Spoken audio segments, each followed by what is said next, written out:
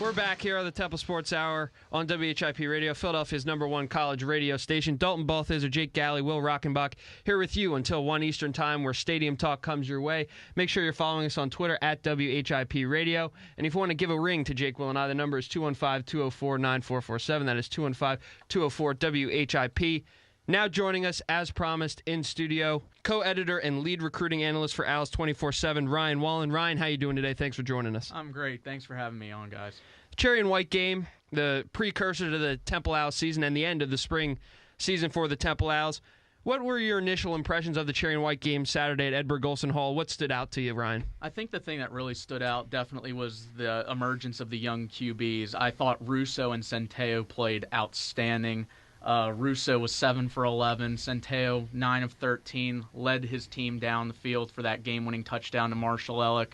I think Centeo really was the one that stood out as a true freshman, really seeing his first action as a college player against college opposition.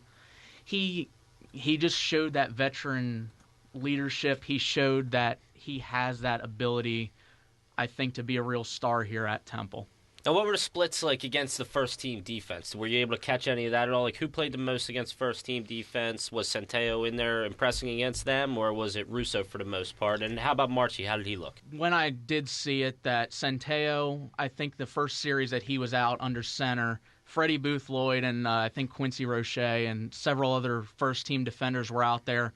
3 of them just blew through the offensive line. Centeo had to scramble, and he made a veteran play, escaping the pocket, hitting, I believe it was Broderick Yancey on the sideline for a first down. And I think that play alone shows that he has this special talent that I think he can be the starting quarterback here at Temple.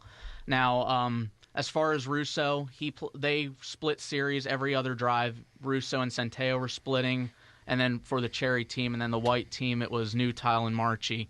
Marchi didn't look so good, I thought. He was 4 of 10, I believe, for 92 yards, 2 interceptions. The one at the end with the Hail Mary, I don't count that really as an interception. But he didn't look himself. He looked shaky last year's spring game, but all throughout this spring in practice, he's looked pretty sharp, actually. I thought he was probably the leader of the QB competition going into this spring game. I think now after Saturday, I think the Collins maybe really has a decision to make now, just because Marchi didn't play so good.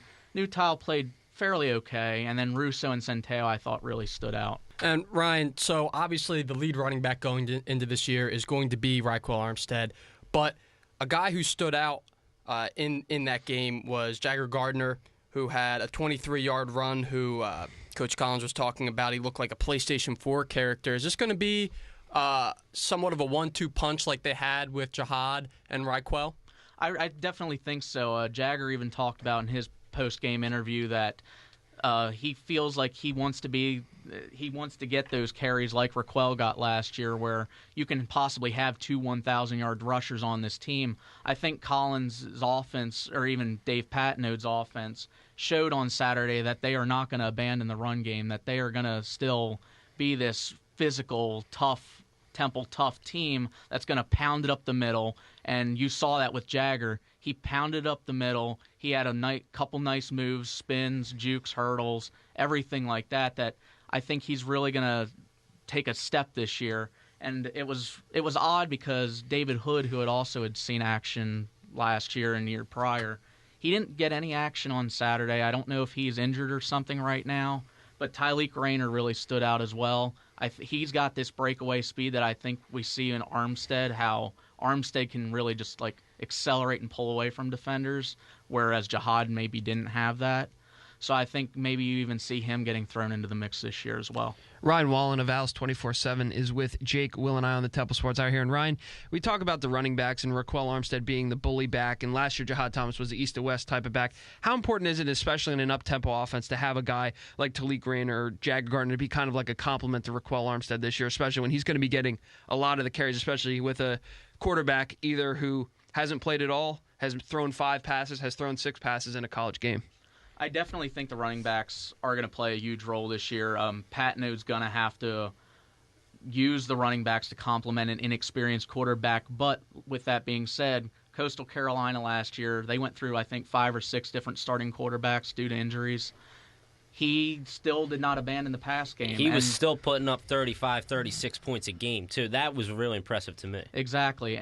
But you see Coastal Carolina, they were a very balanced offense. They do pass the ball, but they equally run the ball. And I think you've got better talent, obviously, here at Temple, considering it's a Division I FBS program.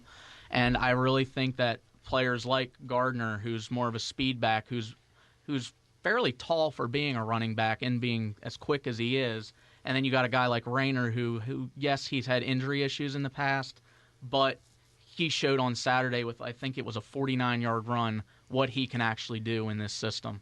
I think this offense is going to surprise people. Sticking with that, the offensive line, we spent a lot of the first segment talking about how Deion is rising up people's draft boards, possibly going even in mid-teens, late 20s now on Thursday night. Where do you see this offensive line? There's four seniors that are starting on the offensive line now, but it seems to be like, they're going to have to step up. They're going to have to take the reins of what Deion was carrying last year, carrying the load on the left side of that line. Who do you think is going to step up, and does everyone look, does it look like a unit right now, that offensive line? From what I saw Saturday, there needs to be work done, I still think, on the offensive line. The first half was frankly very sloppy for the offensive line. There was a lot of penalties, holding, false starts.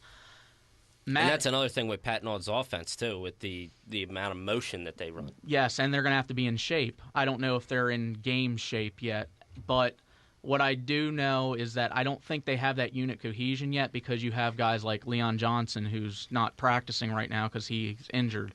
You have essentially a freshman center in Matt Hennessy, who's going to be a redshirt freshman this year. Did see some game action at the beginning of last year with McGowan being out. So we're going to see these younger guys kind of meshing with these older guys, and I wouldn't be surprised if you honestly see some of these younger guys leap ahead of these seniors, because I think some of these younger guys on the team, like, say, Jovan Fair, are better than what we already have at that Temple has at tackle. All right, and Ryan, Keith Kirkwood is a guy who we've talked a lot about. He's a guy who, in the cherry and white game, lined up at the defensive end position. It says here that he had a sack, was getting the sideline fired up. What can we as Temple fans expect from this guy going into this season? Well, Kirkwood, I think people are expecting him to be a big threat, kind of like Ventel is. You're going to have two very big receivers, very quick receivers on the outside. Now, Kirkwood, the good thing is, Saturday, his name isn't even on the stat sheet for having a reception. He was on the stat sheet on the defensive end. So that just shows you the depth that Temple has at receiver, whereas if Kirkwood takes a step back a week, you don't really need, per se, him to have a big game every week. That takes the pressure off of him, maybe puts it on, like, say, Ventel, Adonis, someone like that. So I expect, though, Kirkwood to have a pretty decent season, depending on who's at QB, and because it also goes back to the QB conversation, which quarterback's under center will dictate, I think, what scheme the offense will take. Ryan Wallen, the lead recruiting analyst of Owls247, joins Jake, Will, and I right now on the Temple Sports Hour. And, Ryan, we get back to that point of Jeff Collins and his whole idea of position flexibility. For me, I think it's not a bunch of crap, but I don't think you should be having one of your star wide receivers running on the defensive end and really could hurt himself on any play. Ramon DeLoach last year was a key on the defensive end, but he didn't play a lot on the offensive side. What are your thoughts on the whole position flexibility idea, especially with these top-tier, single-digit Temple tough guys playing on the opposite side?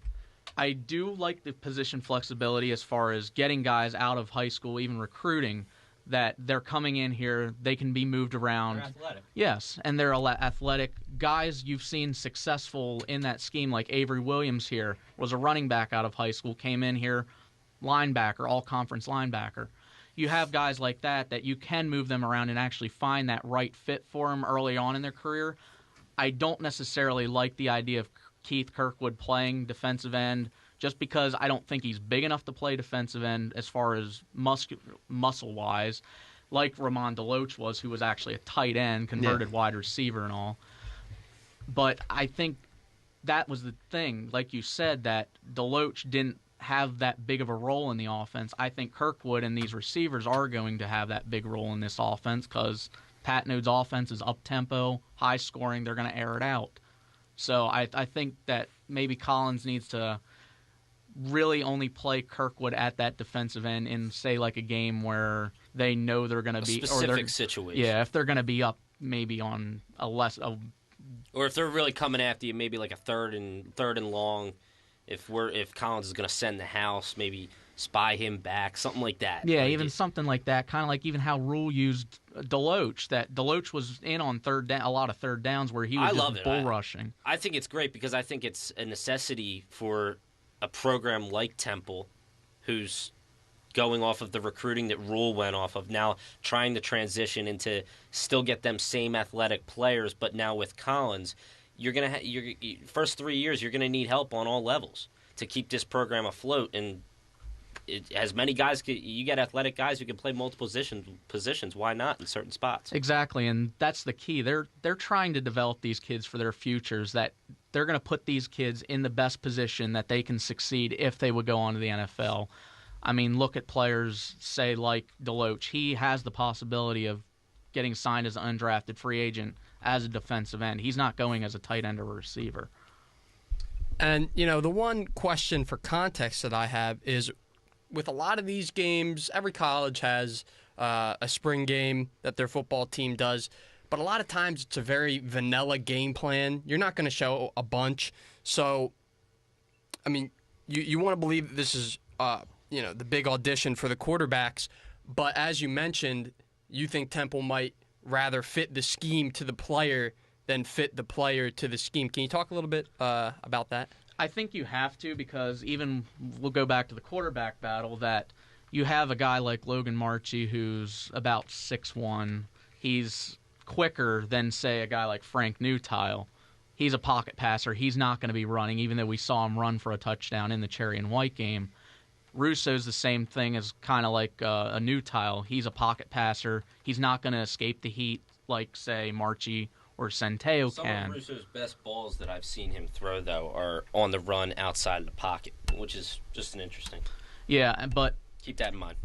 I think that this scheme with Patnode, he has evolved it to science where he has all these different offensive schemes where he can literally just switch it like a snap of the finger to where he can fit the system with the player with the overall, core being the same. So you think there's a realistic chance that week 1 in South Bend, maybe Marchi comes out for the first quarter and we see a switch to Russo in the second quarter and there's not any step back offensively?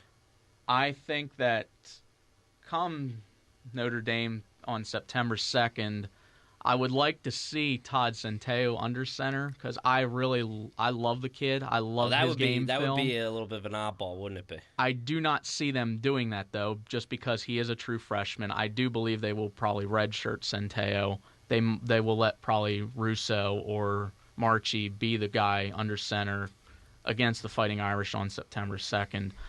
But I do, like you said, I think we could see a thing where Marchi comes out, say he's not performing well. I think Russo could come out right and fill his shoes and I think maybe even do better. All right, going over to the defensive side of the ball. Now, Jeff Collins, one of the biggest positions that he's been evaluating, watching throughout the spring has been the defensive backs, and he's really liked what he's seen so far from what we've heard with the defensive back group.